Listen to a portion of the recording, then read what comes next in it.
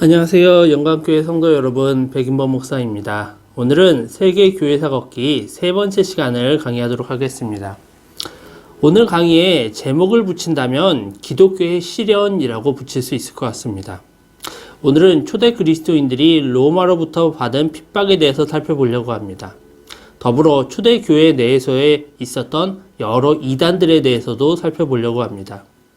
지금도 이단은 우리가 종교 생활하는 데 있어서 심각한 피해를 주고 있습니다. 그런데 이런 이단은 나중에 현대부터 생긴 것이 아니라 처음에 교회가 생길 때부터 함께 있어 왔었습니다. 어쩌면 성경이 아직 66권으로 정경화되지 않았고 예수님의 가르침이 분명한 교리로 정착되기 이전에 자기 마음대로 예수님의 말씀을 해석하면서 잘못된 이단들이 여러 나오게 되었습니다. 그들을 살펴보면서 예수님의 올바른 가르침이 무엇이고 우리는 신앙생활을 할 때 어떻게 해야 되는지를 다시 한번 살펴보려고 합니다. 먼저 로마에 대한 기독교의 박해부터 살펴보도록 하겠습니다. 앞에서 몇 번 이야기를 하였지만 초대 그리스도인들은 로마에 의하여서 많은 핍박을 받았고 목숨을 잃었습니다. 그런데 이것은 로마법에 기독교인들은 이단이니 믿는 사람들은 무조건 잡아 죽여라 라고 명시되어 있었던 것은 아닙니다.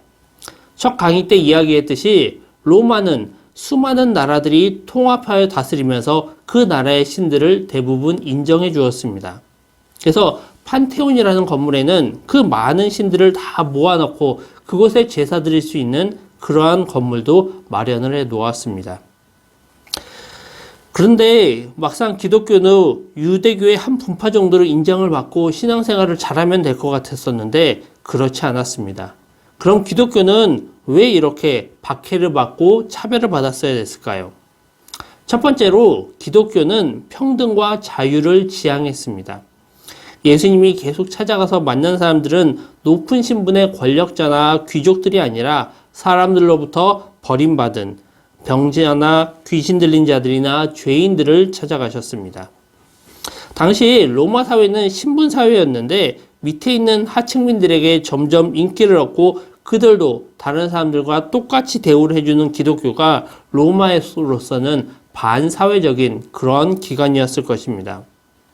두 번째로 로마는 다신론을 믿고 있었는데 기독교는 그렇지 않았습니다. 기독교는 오직 창조주 하나님 한 분 유일신을 믿고 있었기 때문에 로마와 그리스의 신을 거부한다는 이유로 그들은 처벌을 받는 경우들이 많이 있었습니다. 그리고 결정적으로 기독교인들은 로마에서 가장 높은 신으로 대우받고 싶었던 황제 숭배를 거부하였습니다. 사람들은 누구나 권력을 가지면 거기에 만족하는 것이 아니라 더 큰 권력을 가지려고 합니다. 당시 로마 황제는 유럽의 대부분을 자신의 왕국으로 다스리는 황제가 되어서도 거기에 만족하지 않고 자기가 이제는 신적인 존재가 되어서 사람들로부터 더 많은 존경과 대우를 받기를 원했습니다. 그래서 자신들을 위한 신전을 짓기도 하고 사람들에게 그곳에서 제사를 드리고 성전 세를 내도록 강조하였습니다. 호칭도 신격으로서 황제를 부르도록 하였습니다. 당시 로마 사람들은 여러 신을 믿고 있었으니까 그 가운데 황제를 또 하나의 신으로 믿는 것은 별 문제가 되지 않았습니다. 하지만 기독교인들은 그것들을 거부하였고 그래서 황제로부터 큰 미움을 받게 됩니다.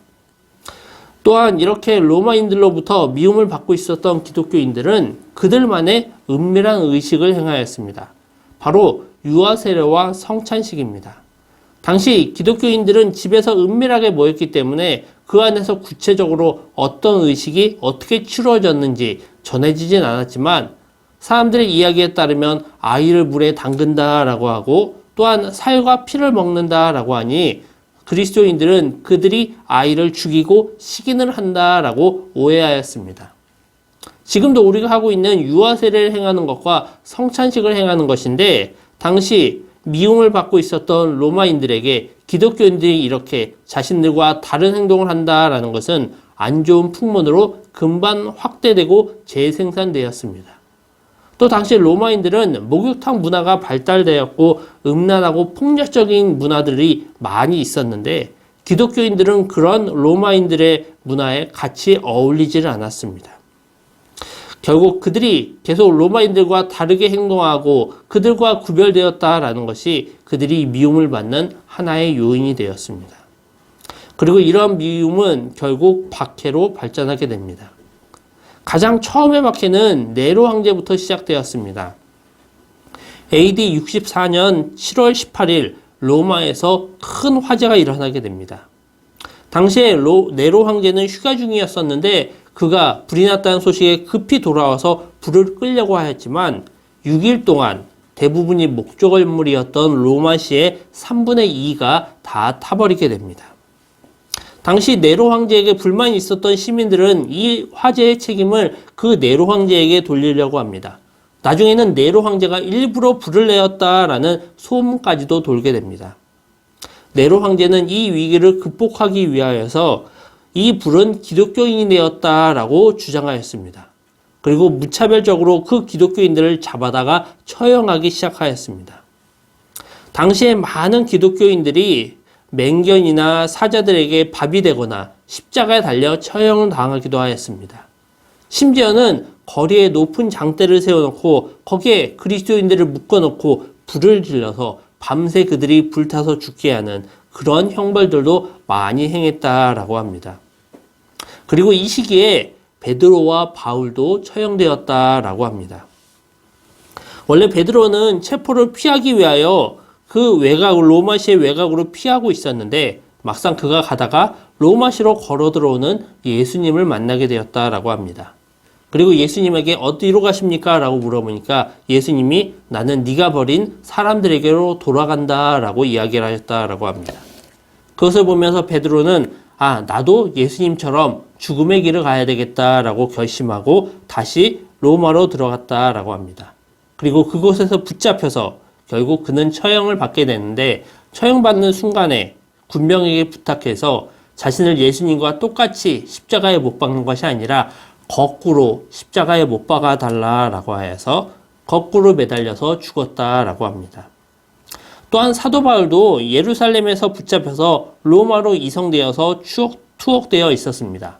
그러다 그는 도끼로 목이 잘리는 참수형을 당하게 됐는데 그 바울의 목이 땅에 떨어질 때 예수를 외쳤다라고 합니다. 그리고 그 목이 땅에 떨어져서 3번을 튀었다라고 하는데 그 피가 묻은 세 지점에서 우물이 솟아나게 되었다라고 합니다.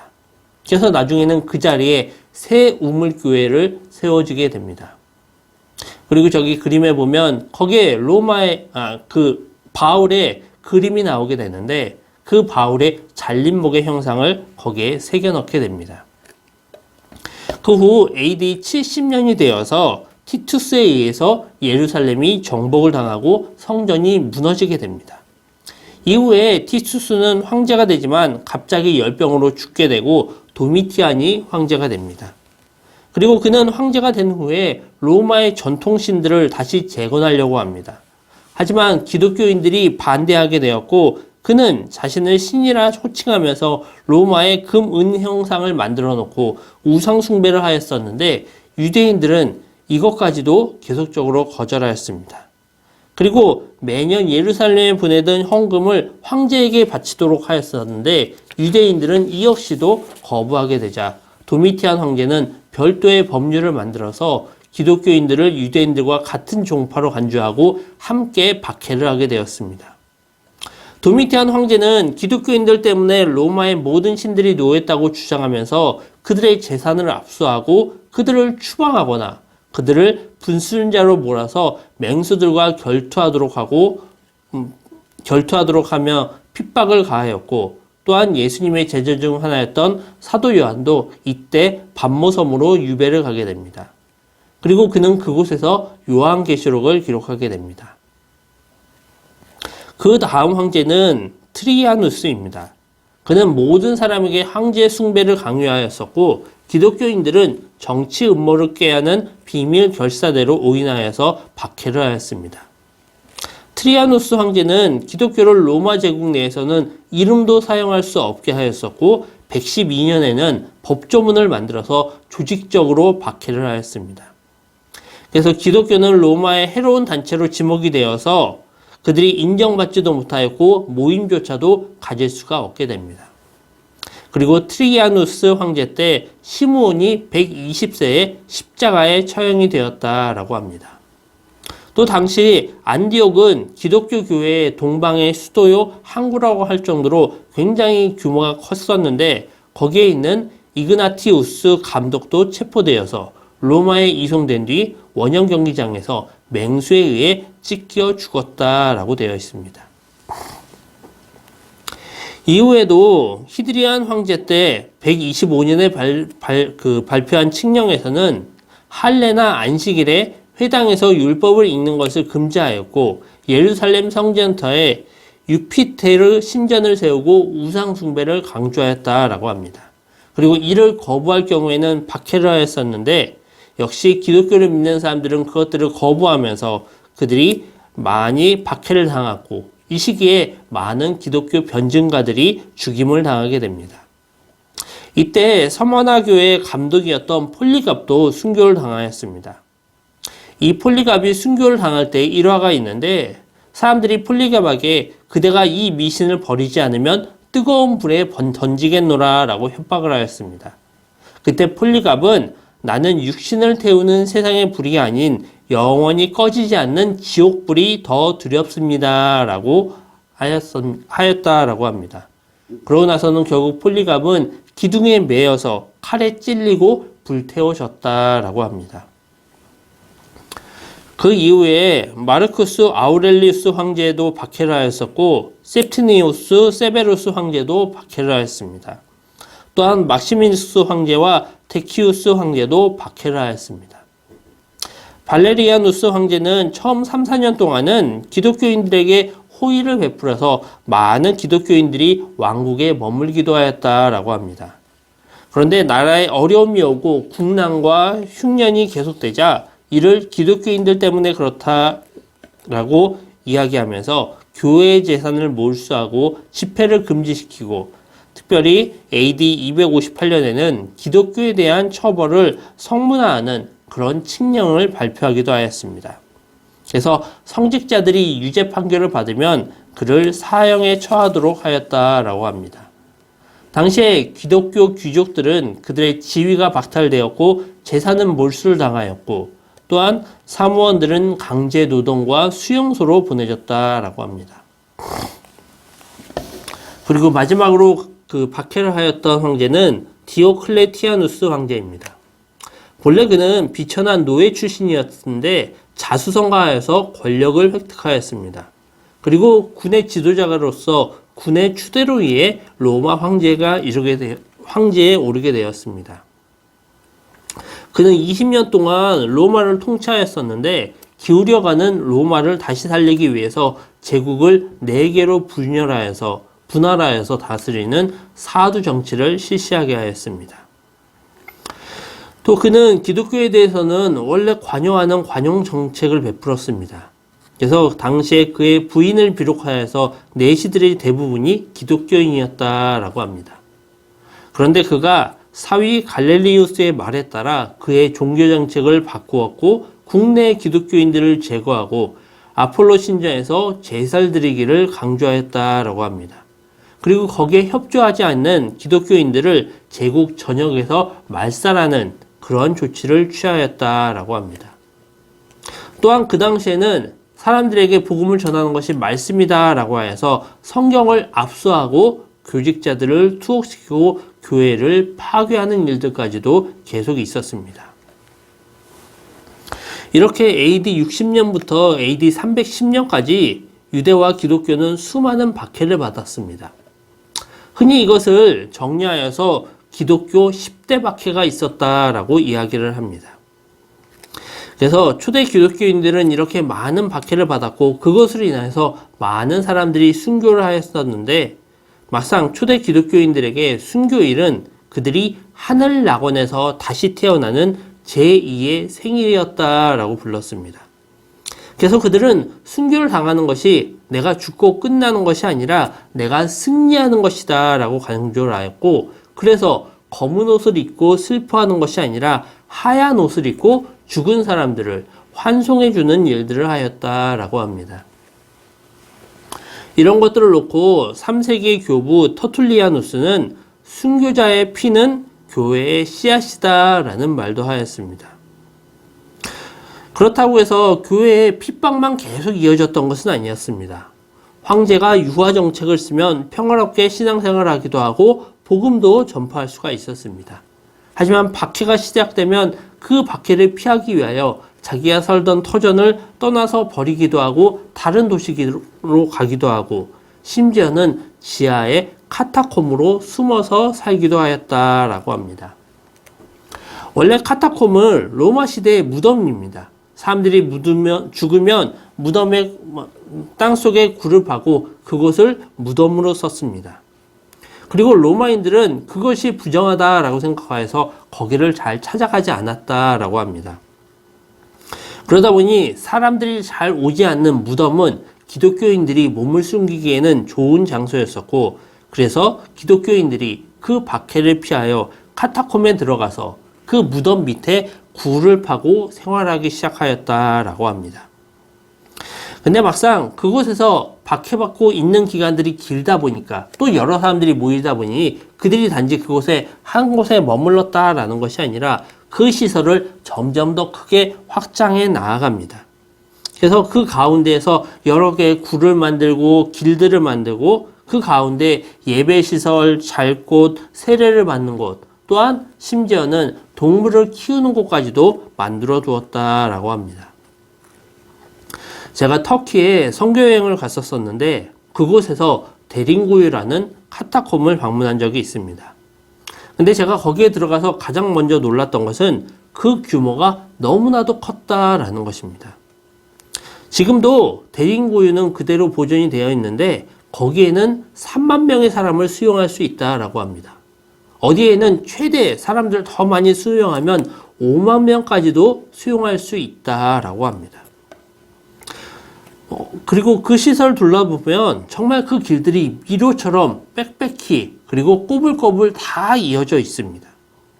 마치 거대한 아파트 단지 내에 들어가서 그곳에서 길을 찾는 것처럼 그곳에 여러 시설들이 모여 있는 것처럼 그렇게 방대하게 잘 되어 있습니다. 근데 그 시설이 지상에 있는 것이 아니라 지하에 굴을 파고 그 가운데에서 그 많은 사람들이 그 큰 시설을 갖추어서 생활을 하였다라는 것입니다.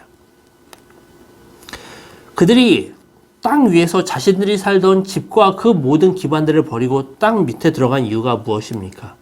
바로 자기들의 신앙을 지키기 위해서입니다. 그들이 잡혀서 고문을 당하고 죽기 전에 그들도 충분히 예수를 부인할 수 있었고, 그들이 예수를 부인하였다면 그들도 편히 그대로 살아가기도 하였다라고 합니다. 근데 막상 초대 기독교인들은 그 예수를 부인하기보다는 내가 이렇게 땅 속에서라도 나의 신앙을 계속적으로 지키고 유지하면서 살아가는 것을 선택하였고, 그렇기 때문에 수많은 사람들이 많은 죽임을 당하였다라는 것입니다.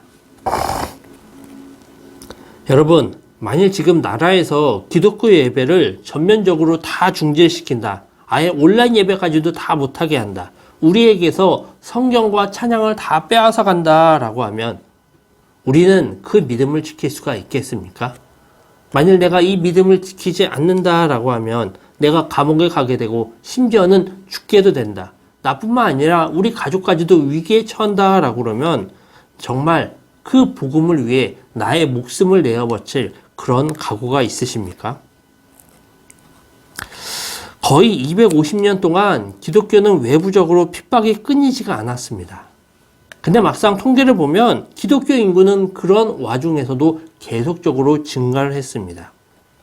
지난주에도 제가 이야기를 했지만 200년대 유럽 전체 로마 제국의 인구는 거의 1억 명 가까이 되었다라고 합니다.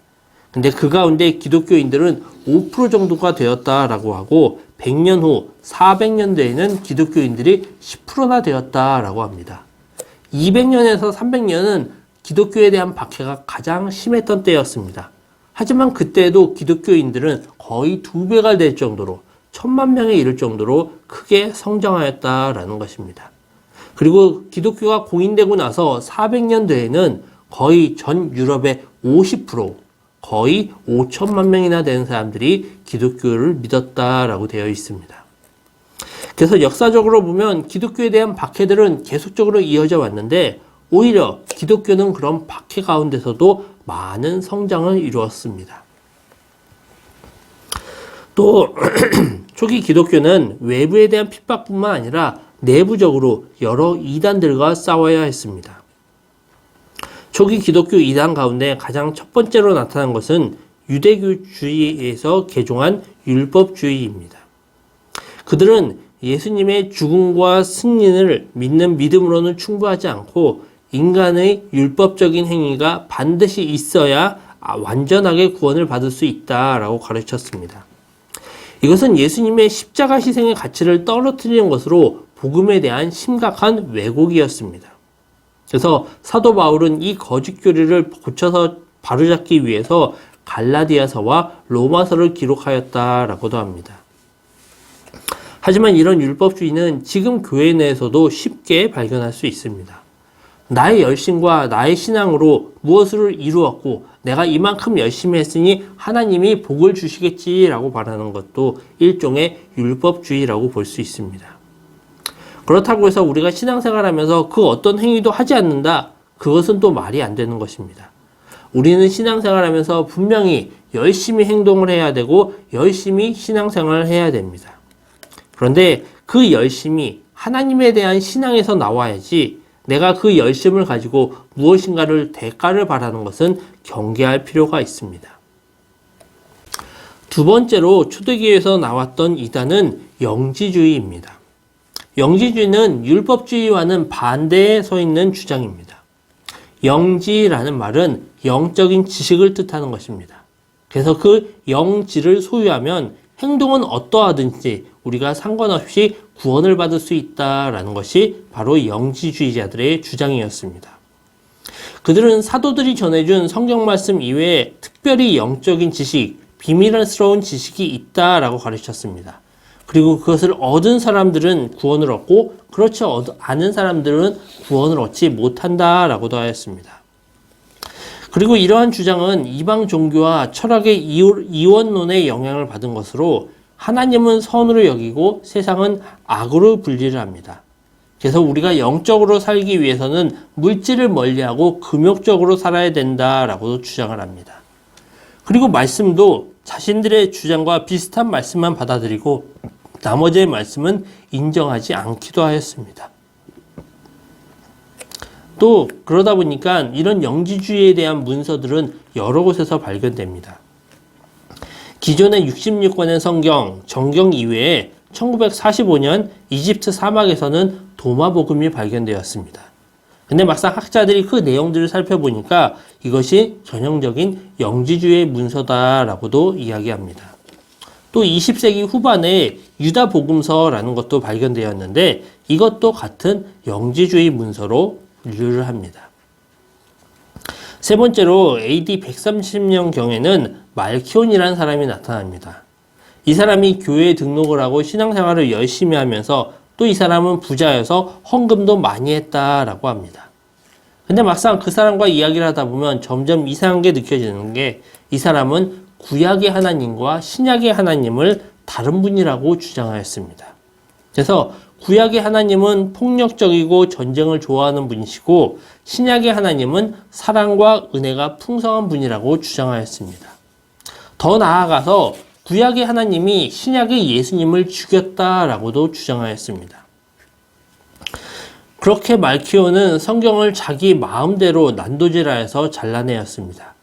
그래서 말키오는 구약의 영향을 가장 적게 받은 바울의 편지들과 누가복음만을 성경으로 인정했다라고 합니다. 그리고 말키온의 이런 말은 로마 사람들을 헷갈리게 하였었고 많은 혼란을 주었습니다. 그래서 서머나의 주교 폴리카우푸스는 말키온을 사단의 첫 아들이다라고도 경고하였습니다. 그래서 이 말키온은 1440년경 로마 교회로부터 출교를 당해서 자신의 교회 시리아로 쫓겨났는데 거기에서도 계속 이단 교리를 가르쳤다라고 합니다. 그리고 그의 사상을 따르는 마르키온파는 콘스탄티 대제에 의해서 금지를 당했다라고 합니다. 네 번째로 몬타누스라는 이단도 있습니다. 그는 이방 종교의 제사장이었지만 예수님을 믿고 그리스도인이 되었습니다. 그는 특별히 요한복음을 좋아했는데 그 안에 성령님과 보혜사에 대한 이야기가 많이 나왔기 때문이다 라고 합니다. 그러면서 그는 교회 내에서 예언과 이적을 강요하였습니다. 그리고 이상한 말을 하면서 그것이 오순절 방언이다 라고도 주장하였습니다. 사람들은 몬타누스의 이상한 능력에 매력을 느끼고 많이 모여들었습니다. 그래서 점점 그 세력은 커졌는데 그러다 몬타누스는 곧 새 예루살렘이 올 것이고 그것이 자신의 교회 주변에 일어날 것이다 라고 하였습니다. 하지만 그 이야기를 듣고 수많은 사람들이 모여들었지만 실제로 그런 일들은 일어나지 않았습니다. 결국 이 몬타누스는 미쳐서 스스로 목을 매 자살하였다라고 합니다. 초대교회는 예수님이 곧 다시 오신다고 약속을 하였으니 곧 그 약속이 이루어질 것을 기대하였습니다. 어쩌면 지금 우리가 천국을 기다리는 것보다 그들은 훨씬 더 그것을 절박하게 받아들였습니다. 또 그 당시에는 로마의 핍박들이 계속적으로 있어 왔으니까 내가 이 현세에서 이 핍박을 견디고 죽음의 공포에 시달리는 것보다는 빨리 예수님이 오셔서 내가 그 하나님 나라에 들어가는 것이 맞겠다라고 생각을 하였습니다. 그리고 그들은 바로 예수님 시대에 있었던 이적에 대한 이야기들도 많이 들었을 것입니다. 예수님 시대에는 수많은 이적과 기적이 행해졌으니까 어떻게든 그것이 다시 일어날 것들을 그들은 기다리고 소망하였습니다. 근데 막상 초대교회 내에서도 성경에서 기록된 것 이외에 특별한 기적은 잘 일어나지 않았다라고 합니다. 그리고 예수님의 재림은 2000년이 지난 지금까지도 아직 일어나지 않았습니다. 그런데 사람들은 어떻습니까? 사람들은 계속적으로 그런 것들을 바라고 희망합니다. 이단들은 이런 사람들의 기대와 바람을 충족시켜주는 말과 행동을 합니다. 그렇게 해서 사람들의 마음을 얻고 자신들의 주장이 맞다면서 점점 그들은 성경을 멀리하게 합니다.